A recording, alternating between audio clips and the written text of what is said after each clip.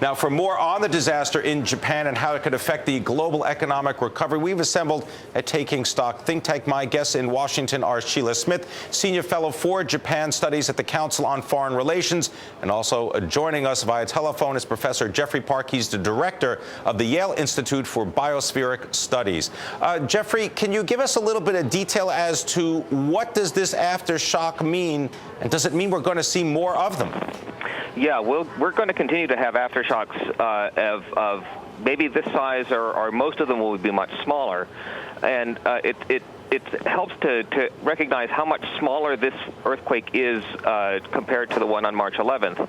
A magnitude 9 down to about a magnitude 7.1 means that the area that ruptured was about maybe 100 times smaller, and the distance that the rupture traveled was maybe 10 times smaller. So it's a far smaller event. So the damage that you're going to hear about is going to be much smaller. Sheila Smith, what about the damage to Japan's political system? There have been many criticisms pushed on the Prime Minister of Japan, the reaction of the government in terms of giving out information. Has anything changed since that March 11th devastating earthquake? Not to my knowledge. I think, you have to remember that Japan is one of the countries that gets a gold star for sort of earthquake preparedness. It's just that it's almost impossible to be fully prepared for an earthquake of this size. We've been talking with our Taking Stock think tank about the economic implications of the ongoing disaster in Japan. My guests are Nathan Hultman. He is a professor at the School of Public Policy at the University of Maryland, also a fellow in global economy at the Brookings Institution.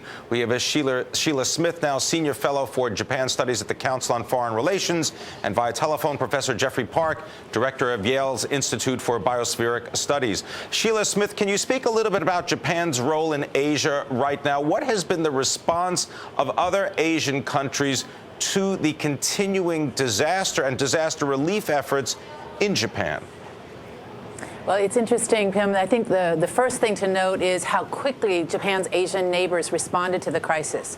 South Korea, not only at the government level, but at the citizen level, has had an outpouring of support for Japan. China, all the way around the Southeast Asian capitals, there's been an outpouring of support.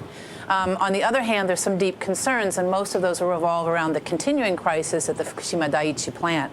Those concerns, of course, are about the water, the radioactivity in the water, and how Japan is going to be able to contain the effects of that part of the disaster.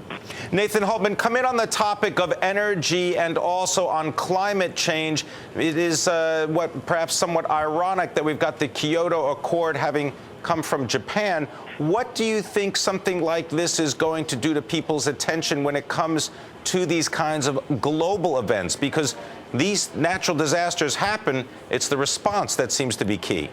Well, that's right. I mean, so there's a couple elements to your question. Nuclear energy is a low-carbon energy source, and for that reason, people have been looking at it maybe in expanding nuclear power, in part to try to address some of our concerns about global warming and climate change. This particular event at Fukushima has clearly got a lot of people in all nuclear countries talking about how they want to deal with their nuclear plants, the ones that already exist. Are regulations sufficient? Are response measures to disasters sufficient? Those are questions we're going to really need to talk about both in the U.S. and in all the other countries that have nuclear right now. Jeffrey Park, the seismic issues that are related to ongoing tremors, is there equipment in Japan right now that is capable of picking up any of those signals? And what does that mean for the reconstruction efforts? Well, the Japanese have one of the most modern seismological networks in the world. I mean, they are able actually to stop their trains when they feel the rupture really getting started. And so that much of that infrastructure is still intact, and or can be repaired quickly. So it's because of mostly electronic. So I think that they could be prepared fairly well. On the issue of nuclear plants, I think what's going to happen is we're going to learn an awful lot about the design flaws or even the management flaws associated with the disaster of this site, and to help to avoid them in the future. In a way, we're kind of lucky in that there haven't. I mean, if we're going to go large in nuclear energy in the future, we haven't yet built the plant, so we have a chance to kind of factor these things into account better. Sheila Smith, what about the cultural implications of this disaster in Japan? Do you think that it's going to affect how the generation in the future deals with things like economic stagnation and also the demographic issues looming for increased pension issues? Well, I think, Pimm, we've seen an incredibly resilient and dignified Japanese response to the disaster, and I think all of us were deeply impressed, even those of us who know Japan so well. I think the other aspect of this that I'm very heartened by is the extent to which Japan's youth has gotten involved in thinking about how to help the victims of the disaster, how to reach out to find ways to more effectively support the disaster relief effort, and to think more carefully about Japan's future. You know, what we saw in this disaster, in effect, was Japan's demographic future. It was the elderly, specifically, that were deeply affected up in Tohoku. And clearly now the government is going to have to rebuild, but it's also going to have to rebuild with an eye to the future. Japan's demography, its youth, its employment opportunities, and in the end, its growth opportunities. So this is a very large moment for the conversation internally on Japan on what kind of future they'd like to build. Nathan Hultman, also a conversation about Japan's future energy needs and how they're going to be met. Do you think that Japan is going to change its focus away from nuclear power? That is an excellent question. I mean, clearly, the Japanese people are going to have this conversation about how to deal with the regulatory elements and the safety elements of nuclear power. That said, it would be very hard for Japan to transition significantly away from nuclear. They just don't have a lot of indigenous resources that they can draw on to serve their burgeoning energy needs. So Japan has staked its energy system on nuclear power in the past. It would be very hard to back off from that.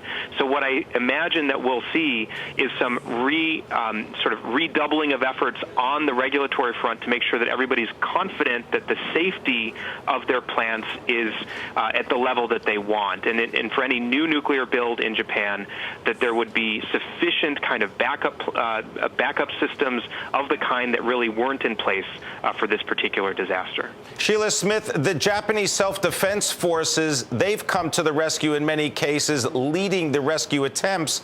What do you think is the future for that military organization? Well, as you know, Pimm, they've had a constitution in place in the last half a century that has really seriously limited Japan's military. And it's not just capability, but limited its engagement with local governments and in the kind of disaster relief we're watching them undertake today. I think one of the great lessons learned from the 1995 Kobe earthquake was that you have to have national capacity, the kind of airlift and serious organizational logistical capacity that only a military can really bring to the table. Is that something, Sheila, that we need in the United States? Well, absolutely. I think our military has been instrumental in the 2004 tsunami in the Indian Ocean, but we really need to think about this sort of civil-military balance when you're trying to deal with large-scale natural disasters like this. All right, Japan is going to offer a real case study. We need to leave it there. I want to thank you very much, Sheila Smith, Nathan Hultman, and Jeffrey Park.